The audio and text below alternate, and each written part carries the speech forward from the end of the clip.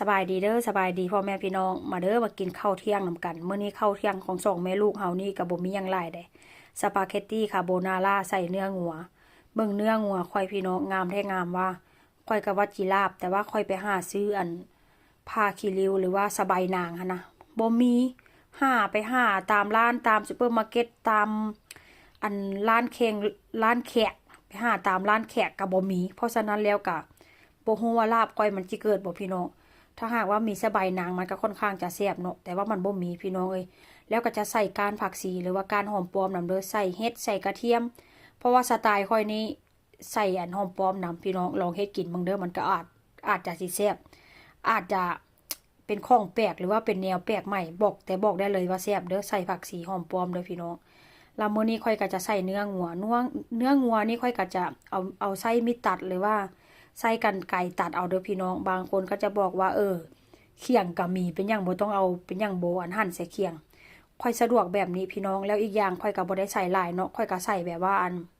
ใส่แค่ชิ้นเดียวค่อยบ่ได้ใส่หลายถ้าหากว่าใส่หลายตอนค่อยก็จิหั่นใส่เขียงอยู่ดอกแล้วก็จะใส่นมจืดนำมื้อนี้ก็ได้หลังจากนั้นก็จิค้างหม้อหลังจากหั่นผักข้างเคียงแล้วทุกสิ่งทุกอย่างแล้วก็จิค้างหม้อกระทะหลังจากหม้อร้อนแล้วค่อยก็จิเอาเป็นพวกพวกเห็ดกระเทียมแล้วก็ก้านผักชีนะพี่น้องเอาผัดรวมกันเลยเด้อแต่ว่าบางคนก็อาจจะผัดกระเทียมก่อนแต่ว่าค่อยนี้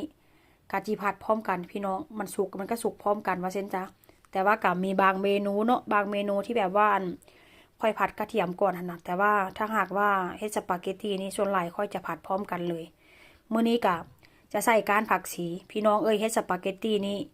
เมนูแหวกแปลกใหม่เด้อถ้าหากว่าผู้ใดอยากกินแซ่บๆหอมๆนะ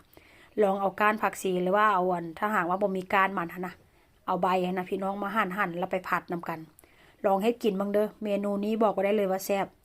ย่าพาเฮ็ดตอนแรกก็แม่นค่อยนี่ล่ะพาย่าเฮ็ดที่เว้าสู่ฟังตอนแรกมันบ่มีผักชีฝรั่งเนาะค่อยก็เลยเอาหอมปลอมนี่ใส่ไปใส่มาแล้วก็แซ่บเด้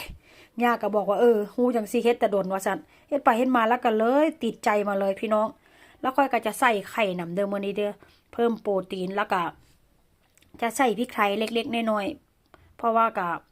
ย่านลูกชายออกฮ้อนท้องว่าซั่นซะจะใส่เพื่อความหอมซื่อๆพี่น้องแก้ขาวของเนื้องัว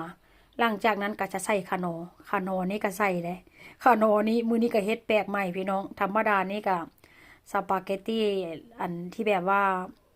ออกสไตล์ยุโรปแท้ๆนะจะบ่ใส่ขนอแต่ว่ามื้อนี้ก็เฮ็ดออกครึ่งสเปนครึ่งไทยว่าเส้นซะครึ่งบ้านเฮาว่าเส้นซะพี่น้องหลังจากผัดไป